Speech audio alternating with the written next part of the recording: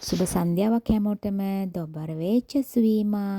අද මම ඔයාලට කියලා දෙන්න යන්නේ ක්‍රොාසියා භාෂාවෙන් සතියේ නම් ටික කොහොමද කියන්නේ කියලා. සන්දංගරුවද කියලා ක්‍රොාසියා භාෂාවෙන් කොහොමද කියන්නේ කියලා අපි බලමු.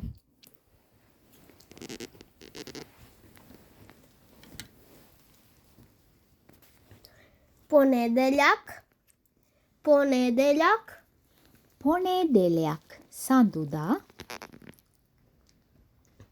utorak, utorak, උතරක් අඟහරුවාදා, srijeda, srijeda, සරියේදා බදාදා, četvrtak, četvrtak, චෙතරවතක් බ්‍රහස්පතින්දා, petak, petak, පේතක් සිකුරාදා, subota, subota, සුබෝතා සෙනසුරාදා, nedelja, nedelja, නෙදෙල්ලයා ඉරිදා.